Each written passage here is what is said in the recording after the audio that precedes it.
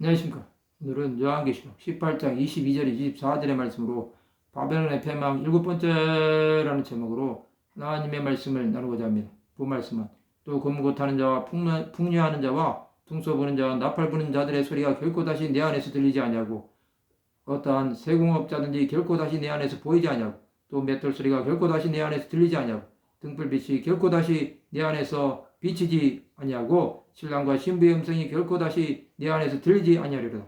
내 상인들은 땅의 왕족들이라 내 복술로 말미암아 만국이 미혹되었도다. 선지자들과 성도들과 및 땅 위에서 죽임을 당한 모든 자의 피가 그 성중에서 발견되었느니라 하더라. 멸망한 바빌론은 세상의 모든 즐거움이 그치게 되는 것이니 또 일하는 자들도 보이지 않게 됩니다. 결국에는 어둠의 조국이 되어버리는 것입니다. 하나님 앞에 버림을 받은 로마 제국과 적그리스도는 이제는 아무것도 할 수 없는 것입니다. 또 가장 기뻐해야 할 신랑과 신부의 음성이 들리지 않은 것입니다. 그들의 상인들은 땅의 왕족들입니다. 그들은 복수로 말미암아 만국이 미혹된 것입니다. 이에 땅에서 죽임을 당한 순교자들의 피가 그 성중에서 발견되는 것입니다. 그들은 수많은 하나님의 사람들을 죽인 것입니다. 그들이 이제는 하나님께서 다 아시는 것입니다. 하나님께서는 그들의 죄가 차기까지 참으신 것입니다. 그러나 이제 그들의 죄를 심판하시기로 작정하신 것입니다.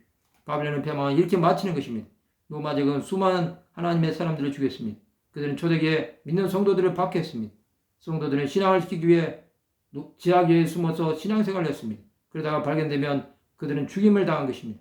또 성도들을 로마의 원형 경기장인 콜로세움에 세워 사자와 짐승들의 밥이 되게 만들었습니다. 이들이 전에 하나님께서 도저히 용서하실 수 없는 죄였습니다. 그런데도 성도들은 이것에 굴하지 않으려고 끝까지 믿음을 지킨 것입니다. 이것은 사람의 힘으로 감당한 것이 아닙니다. 사람은 아무런 힘이 없습니다.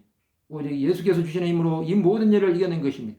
세상에 강대한 제국이 무너진 것은 하나님의 손에 달린 것입니다. 그들이 아무리 강하게 보여도 하나님께서 손보시면 흙처럼 쉽게 무너지는 것입니다. 우리는 주 예수 위에 세움받아야 합니다. 그렇지 않으면 사람이 주장하는 사람들이 되는 것입니다. 예수 앞에 나왔던 수많은 사람들은 자신의 생각으로 살지 않았습니다. 그들은 자신들의 생명이 끝나도 예수를 위해 살기로 결단한 사람들이었습니다. 그러므로 하나님께서 그들을 귀하게 보신 것입니다. 우리는 죽음의 순간이 오면 예수 앞에 가게 됩니다. 그 시간을 위해 이 땅에서의 남은 시간을 보내는 사람들이 되어야 합니다. 우리가 아무것도 아님을 깨닫는 것이 하나님의 은혜를 입는 가장 좋은 기회입니다. 그렇게 할 때 하나님의 돌보심을 받을 것입니다. 예수 안에 있는 생명은 죽음조차 빼앗을 수 없습니다. 말씀을 마치고자 합니다. 오직 예수 안에 생명이 있음을 믿고 세상의 것을 찌꺼기같이 버리는 하나님의 백성들이 되시기를 주님의 이름으로 축원합니다.